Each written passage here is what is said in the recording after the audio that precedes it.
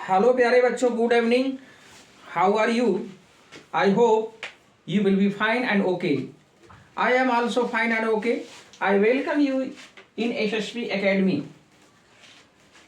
आज मैं कक्षा 12 के विद्यार्थियों के लिए इंडिगो लेशन, जो नील की खेती, जो लुईस फिशर साहब ने लिखा है, इसके 60 क्वेश्चन और आंसर पर हम चर्चा करेंगे। बताएंगे आपको महत्वपूर्ण जो क्वेश्चंस हैं, जो बोर्ड्स में पूछे गए हैं, बोर्ड्स में आने के संभावित भी हैं। तो जो संभावित प्रश्न है, मोस्ट इंपॉर्टेंट है, उन प्रश्नों को आप देखिए और उसके आंसर को समझने की कोशिश करिए कि इस प्रश्नों में कौन सा उत्तर दिया गया है और उस उत्तर में क्या लिखा गया है। क्या प्रश्न के माध्यम से आपके उत्तर नीचे आए हैं कि नहीं आए हैं, इस चीज को बहुत गहराई से समझिए, क्योंकि प्रश्न उत्तर को जब तक आप नहीं समझोगे तब तक परीक्षा में अच्छी तरीके से आप लिख नहीं पाओगे। तो लेट्स बिगिन।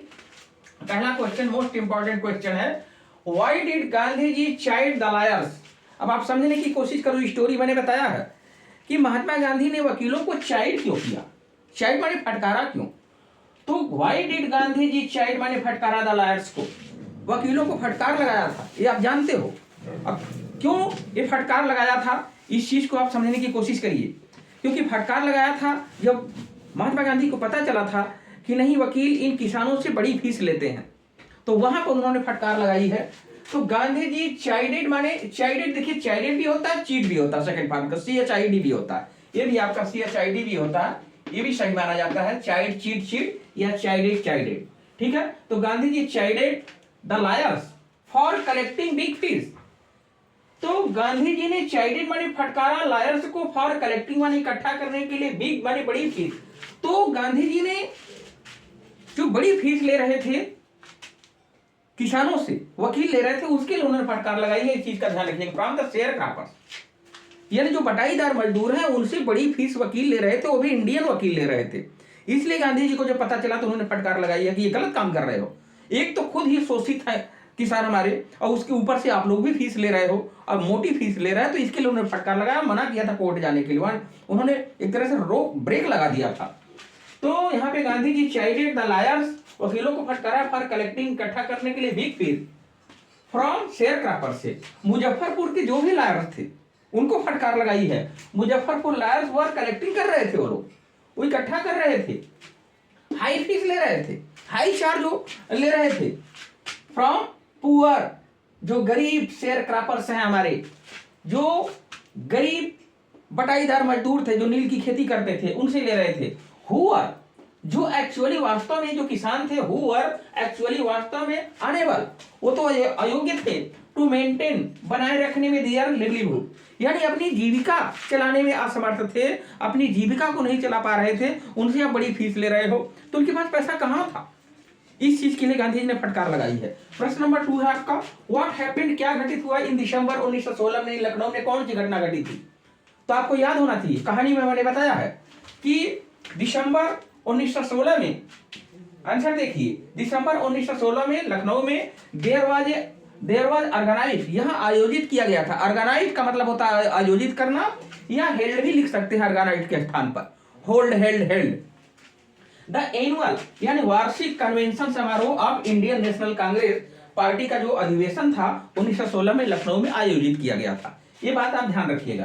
क्या कहा गया, दिसंबर 1916 में इन लखनऊ में देयर वाज ऑर्गेनाइज्ड माने आयोजित किया गया, या देयर वाज हेल्ड आयोजित किया गया, द एनुअल माने वार्षिक, कन्वेंशन माने समारोह of Indian national Congress party, यानी भारतीय राष्ट्रीय जो कांग्रेस पार्टी थी उसके अधिवेशन को आयोजित किया गया था 1916 में लखनऊ में।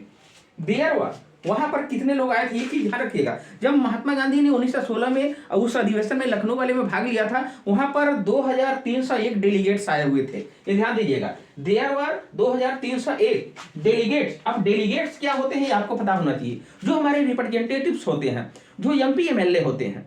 ठीक है। तो MP तो चुने जाते हैं संसद के लिए, MLA जो होते हैं चुने जाते हैं वो विधानसभा के लिए। तो यहाँ पर डेलीगेट्स का मतलब प्रतिनिधि, जो विधायक होते हैं। ठीक है। तो 2301 प्रतिनिधि वहां पर थे, एंड मेनी अदर विजिटर्स, और तमाम दूसरे लोग भी आए हुए थे।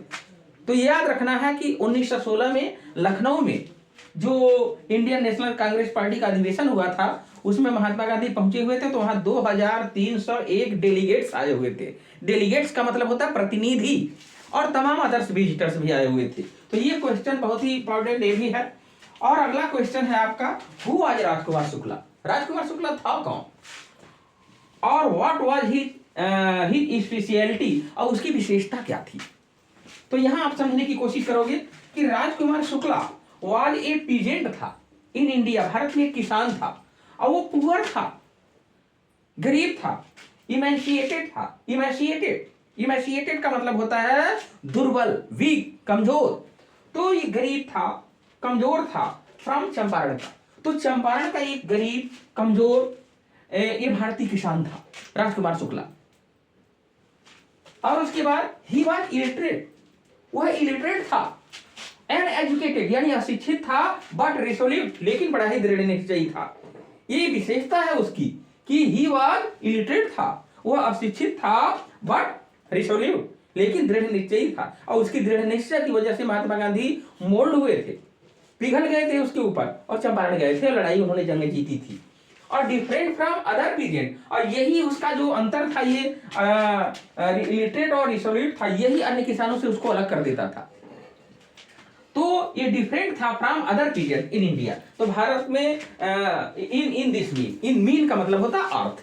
तो इस अर्थ में देखेंगे तो वो क्या था, भिन्न था दूसरे किसानों से। क्यों? क्योंकि राजकुमार शुक्ला के अंदर इलिटरेट और रिसोल्यूट पावर था, अशिक्षित भले ही था लेकिन दृढ़ निश्चयी था। तो ये इंपॉर्टेंट क्वेश्चन है, आप इसको समझने की कोशिश करिएगा, आपके लिए बहुत ही यूजफुल रहेगा परीक्षाओं में। अन्य प्रश्नों की तरफ हम आगे बढ़ रहे हैं। हाँ तो प्यारे बच्चों, पढ़ाई करनी है अगर जम करके आपको, तो विद्यालय का भरोसा छोड़ दीजिए। आप तन मन धन से स्वयं लग जाइए, प्रश्न उत्तर की तैयारी करनी है अगर, तो आप स्कूल के टीचर्स के का जो सहारा है, जो हेल्प है, वो छोड़ दीजिए। अब कोई आपकी हेल्प करने वाला नहीं है, आप स्वयं अपने पैर पे खड़े हो, अपनी तैयारी करो। ये देखिए यहाँ पे अगला question, what was the chief commercial crop in Champaran? तो पूछ रहा है यहाँ पे प्रश्न, व्हाट वाज द चीफ माने कौन सा मुख्य, कमर्शियल माने कहा जाता है जो वाणिज्यिक होता है, जो व्यवसायिक होता है, क्रॉप। तो क्या मुख्य व्यवसायिक खेती थी इन चंपारण में? और what was the long term contract, और जो लंबा संधि किया गया था वो क्या था इन बिटवीन लैंडलॉर्ड्स और टेनेंट्स, जो उनके अधीन थे। जो टेनेंट्स का मतलब होता है किसी के अधीन होना एक तरीके से।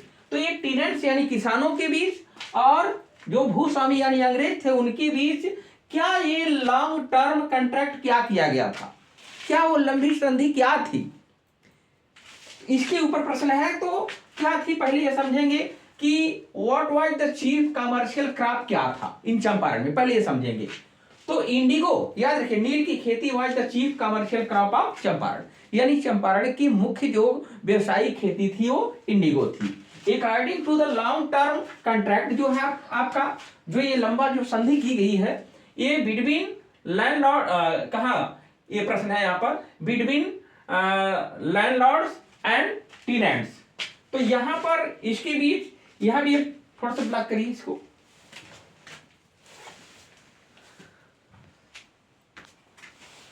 तो according to the long term contract जो आपका है, ये जो संधि अंग्रेजों और जो उनके अधीन किसान थे उनके बीच जो की गई थी, उनमें ऑल द टेनेंट, जो सभी अधीन किसान थे, टेनेंट जो अधीन थे, हैड टू प्लांट करना पड़ता था उनको, यानी उगाना पड़ता था 320 3/20, या उसको आप कह लीजिए 15%। ओके, 15% ऑफ दियर होल्डिंग, जहां उनकी जो 15% पे जो किसानों की पकड़ थी, तो 15% पे जो अंग्रेज दिए थे, 15% पे खेती कर रहे थे। तो यहां पर उसी बात को समझाया गया है कि जो कॉन्ट्रैक्ट किया गया था according to the long term contract जो था किसानों के बीच और अंग्रेजों के बीच, जो अंग्रेज जमींदार थे, all the tenants had to plant, माने उगाना पड़ता था 320, यानी 320 का मतलब 3/20 या 15% ऑफ दियर होल्डिंग, जो उनकी होल्डिंग, जो उनकी पकड़ थी 15% पर, विद इंडिगो के साथ। एंड वो करते क्या थे, और किसान सरेंडर कर देते थे, समर्पित कर देते थे द इंटायर, माने संपूर्ण इंडिगो हार्वेस्ट जो फसल होती थी आज रेंट के रूप में दे देते थे, क्योंकि उनके पास पैसा तो था नहीं। तो वो जो वहां का रेंट लेते थे, वो रेंट अपनी फसल को ही दे देते थे, इसीलिए किसानों को कुछ बचता नहीं था, तो बड़ी परेशानी थी उनकी। नेक्स्ट क्वेश्चन आपके सामने है, व्हाई डिड राजकुमार शुक्ला, ये आपका दिया गया है, Why did Rajkumar Shukla want to meet Gandhi ji? Gandhi ji से क्यों मिलना चाहता था, ये आप समझिए। क्योंकि चंपारण की समस्या को सॉल्व करना था, इसलिए गांधी जी से मिलना चाहता था, ये समझने की कोशिश करिएगा।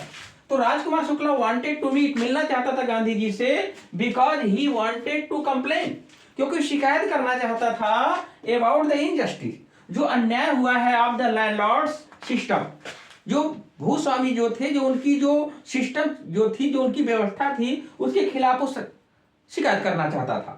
तो चंपारण में ये बताया गया कि ही वांटेड टू कंप्लेन, वो शिकायत करना चाहता था अबाउट द इनजस्टिस, जो अन्याय है ऑफ द लैंडलॉर्ड्स, जो भूस्वामी यानी जो अंग्रेज है, अंग्रेज की जो सिस्टम व्यवस्था है चंपारण में, उसके खिलाफ वो शिकायत करना चाहता था, इस वजह से मिलना चाहता था।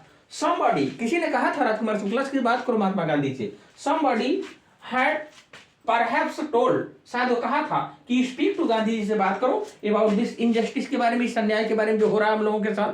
तो इसी वजह से राजकुमार शुक्ला गांधी जी के पीछे पड़ा हुआ था। अगला क्वेश्चन है, who was Charles Freer Andrews, कौन था?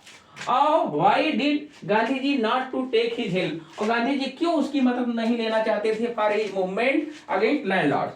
तो जो भूस्वामी थे उनके खिलाफ लड़ने के लिए ये जो चार्ल्स प्रियर एंड्रूज है, उसकी मदद क्यों गांधी जी नहीं लिए? क्योंकि एक अंग्रेज था, ये समझने की कोशिश करिएगा।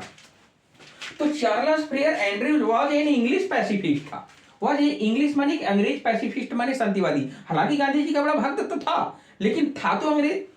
Who had become a devoted follower, वो बन गया था गांधी जी का डिवोटेड फॉलोअर। डिवोटेड माने एक तरफ से कहा जाता है समर्पित भक्त बन गया था, समर्पित फॉलोअर बन गया था, अनुयायी बन गया था, समझ रहे हैं? डिवोटेड माने समर्पित, फॉलोअर माने अनुयायी बन गया था।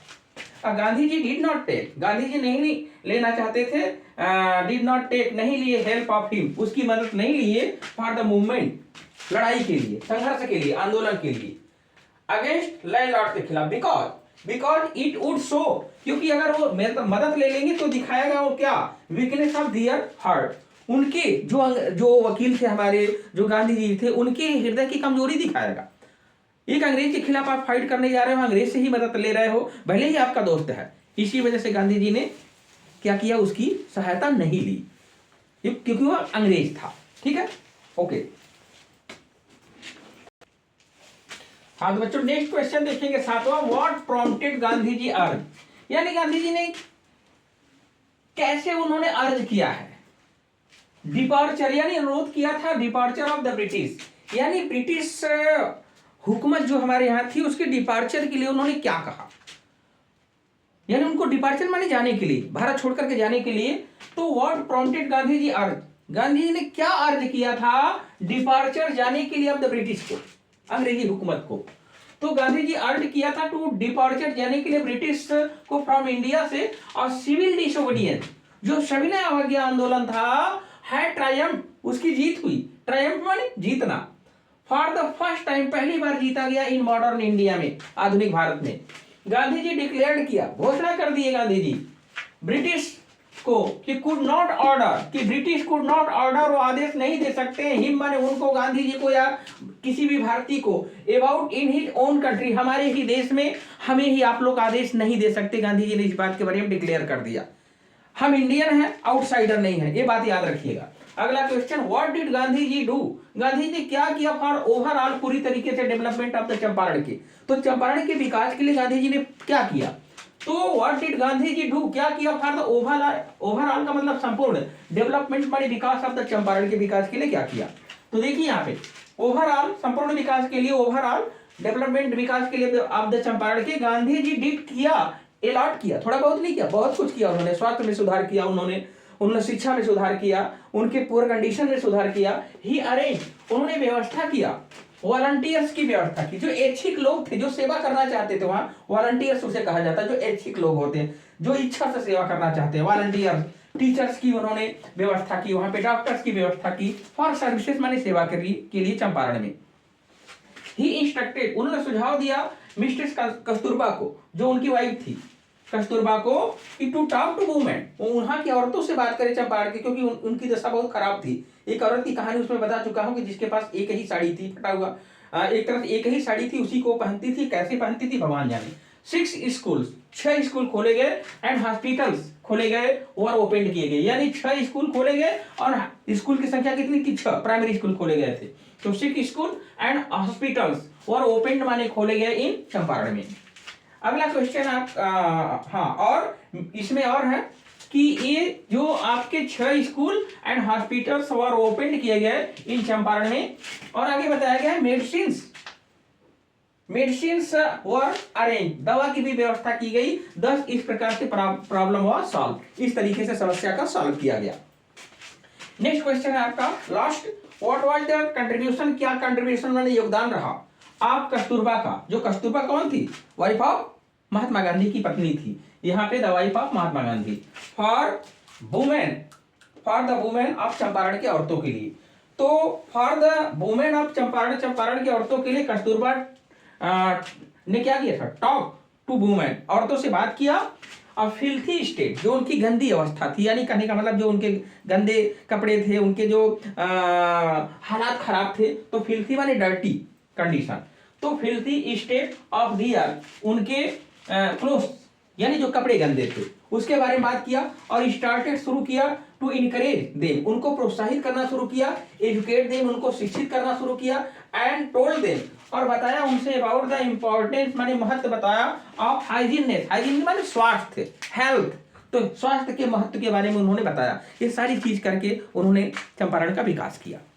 तो इन क्वेश्चंस को आप पढ़िएगा, मेहनत से पढ़िए और तन मन धन से लग जाइए। प्रश्न उत्तर के बारे में हम आपको समझाते रहेंगे। तो thanks for watching, good luck, bye bye.